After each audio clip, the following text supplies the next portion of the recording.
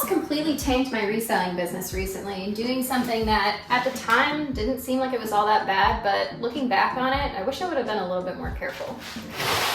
See, I'm slowly finding my way out of this near failure, and I'm here to prevent you from needing to do the same. Here's today's order. If you're new to this channel, welcome.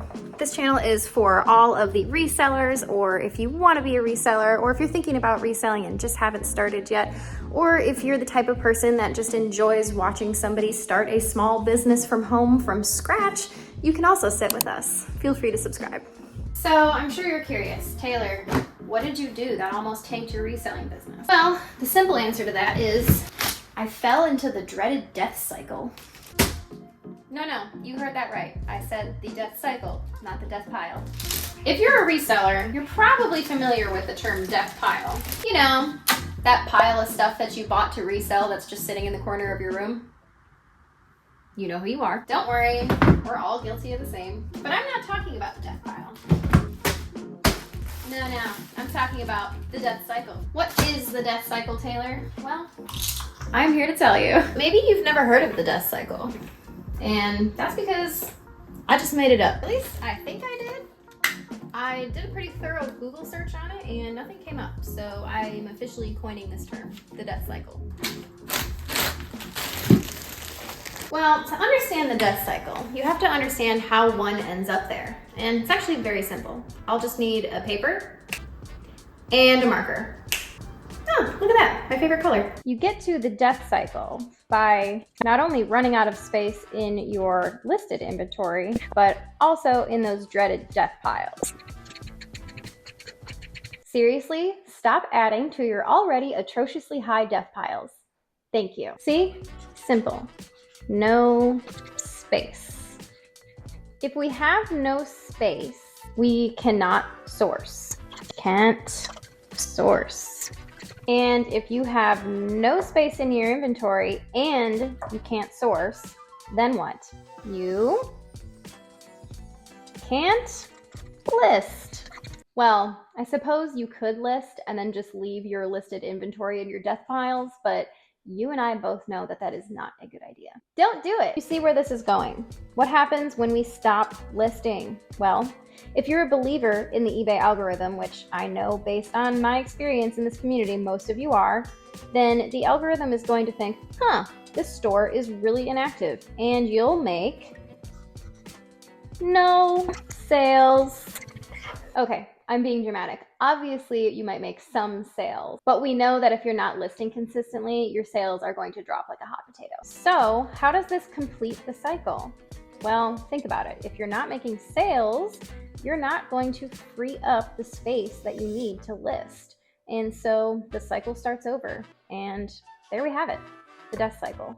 If this resonates with you in any way, shape, or form as a reseller, it's kind of cool in a way because I was having trouble finding help for this issue online, and I thought it was only a me problem, and who knows, maybe it still is. But then I thought, if it's not a me problem, maybe I should make a video on it so people don't fall into the same hole that I did. So let's talk about how to break out of or completely avoid this business ruining cycle. I've got 3 practical solutions for you. You don't need to do all of them. Maybe just 1 would be enough to get you back on track. Maybe 2 will click with your situation. And if all 3 make sense for you, even better. The point is, you have options, and there's a way forward no matter where you're starting from. Let's start with the most straightforward solution, expanding your inventory space. Of course, this isn't realistic for everyone, especially if you're working with limited room, but you can make it happen. Even a little bit of extra space can make a big difference. This works because expanding your inventory obviously means that you can start listing again, which will boost your sales and get you back on a regular flow. I like this solution for a couple of reasons. 1, obviously, is that it's very simple. Maybe not easy,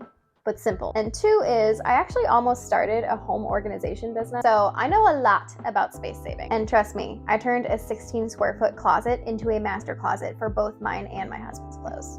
I know what I'm doing. Now, depending on your situation, this solution might be really simple or it might take a little bit of creativity. Some of you might have the luxury of an entire basement to dedicate to your inventory. I don't. So I had to get clever with the space that I do have. And honestly, you'd be surprised at how much usable space is hiding in plain sight, especially above you. look up. That's free real estate. We recently built an upper storage shelf in our garage. Moving some of our personal stuff up there freed up some space for my inventory, as you may have seen in my last video. And it's not just garages. You can get creative in closets too. Take a look at how high your closets go. If you've got standard 9-foot ceilings, there's probably a lot of unused vertical space. Add a shelf up there and boom, more storage. And don't forget to look down too. Got any beds in your house? If you're not already using that space for personal storage, it's a great out of the way spot to tuck inventory. Also, if you use either of those solutions, you can use them to move around personal items to make space for your inventory where your personal items were.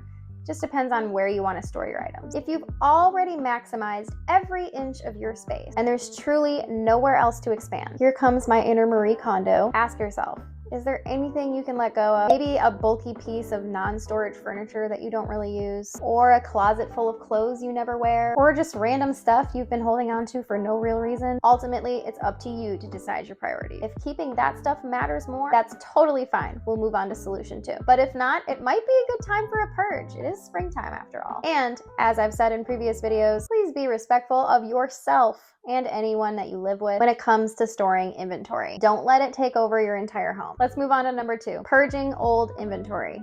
Oh God, I used the word purge again. Can you tell I like getting rid of stuff? This will work the same way the last solution did. More space in inventory, more space for newly listed items, more sales. But how do we do this? There's a few ways. If you're a new reseller, like I am, chances are you have inventory that just won't sell. Heck, if you're a seasoned reseller, you probably have inventory that just won't sell. This is not an exact science. Take a look in your active eBay listing and find some things that have been listed since your early days and do some serious digging into why they won't sell. I learned this from one of my all-time favorite resellers on this platform, Justin Resells. He has a great video on this process and I'll link it in the description down below. To give it a brief overview, you need to recomp these items. Maybe the value went down over time and you need to change the price. Maybe you're not using the right keywords. Maybe your title isn't optimized for SEO. Maybe your photos aren't the best quality and they need to be redone. And if you're a new reseller, when you started off, your photos probably weren't that good. You found a way to make them better, right? Unless you just started off doing perfect photos from the get-go. In that case, good for you. Maybe your competition on these items is so heavy that you need to raise your promoted listings percentage. And if you find some items that you may have changed your mind on over time and you think that they really just won't sell on eBay, you can try selling them on other platforms.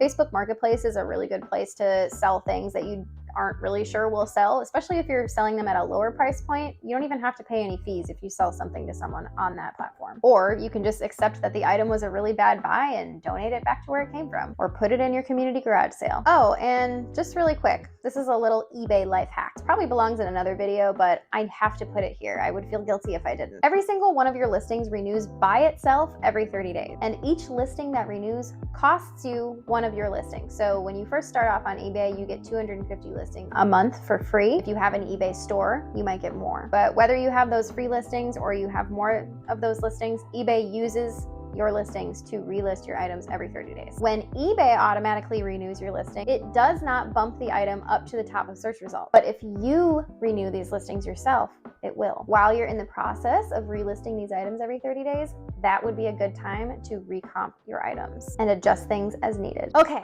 on to the third and final solution. Sourcing smarter from the start. This one's more about how to prevent the death cycle in the first place. And honestly, it's the most effective way to avoid getting stuck in it at all. When you first start off reselling, it's super tempting to just grab everything that you think might sell. But not everything is worth your time or limited space. But how do you source smarter, Taylor? I'll tell you, because I just learned how to properly calculate sell-through rate. And between that and the other two solutions, my inventory has been moving much faster.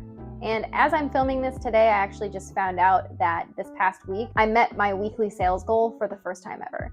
If you're new to this channel, I really want to sell $250 worth of inventory a week. And I'm talking net sales, not gross. I want to bring home that much per week or $1,000 a month. So here's a quick scenario that might sound like something you may have ran into in your first few weeks of reselling. Let's say you're at a thrift store and you spot a pair of black and red Nikes.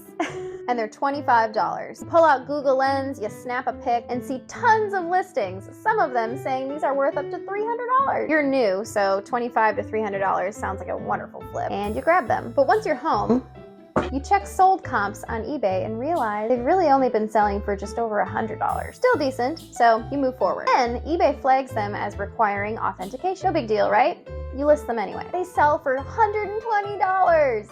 You're pumped until eBay says that they failed authentication. Sales canceled, your listing is pulled, and you have to refund the buyer. Yeah, that story is actually about me. I shared it in my very, very first YouTube video on beginner reseller mistakes. Check it out if you haven't seen it. That experience was a wake-up call. Even though it's not as common as buying something that just won't sell, it made me realize that I need to be a lot more careful. And I have gotten progressively more careful since then. It wasn't just like magically all of a sudden after that I knew how to calculate sell-through rate. It has taken me time. After that flop, I started checking sold comps on eBay to make sure that I knew exactly what these items were selling for before I purchased them. But I still didn't fully get sell-through rate. I figured if someone had sold it recently and the profit margin looked good, then it was a solid pickup. But that's not always the case. Just because something sold a few times in the last 90 days doesn't mean that it's going to sell for you. It might be sitting in your inventory for years. Your inventory space should be thought of as real estate, and every square inch should be working for you, not collecting dust. So how do you properly calculate sell-through rate? Well,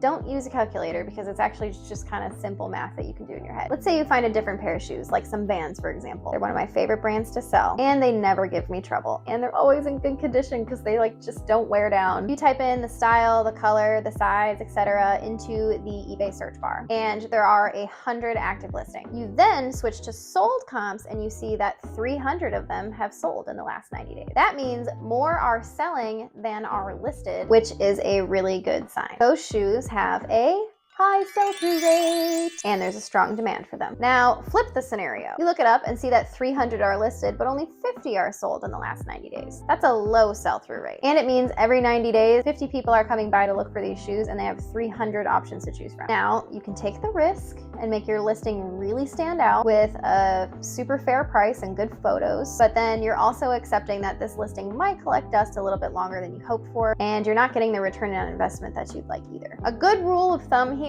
is that if the number of sold listings is equal to or greater than the number of active listings, it's probably a good buy. So those are the 3 steps that I took, actually in that exact order, to escape the death cycle. First, I expanded my inventory space, just like I showed in my 6-month update. Then I purged old inventory by lowering prices, tweaking titles and keywords, and increasing promoted listing rates on items that had a lot of competition. And finally, I learned how to source smarter. It took me about 4 months into reselling to really figure it all out. Not because I wasn't trying, just because it wasn't clicking. Now that it is, I'm running with it.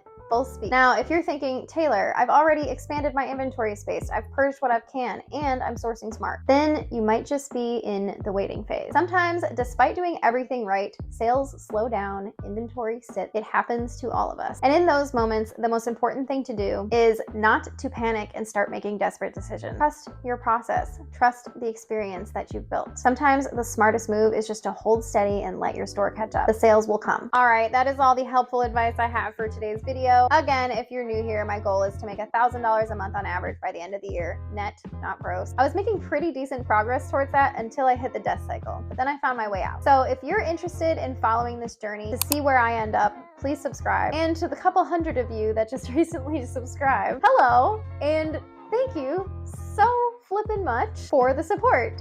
It means everything to me. I will see you in the next one. Happy reselling. Bye.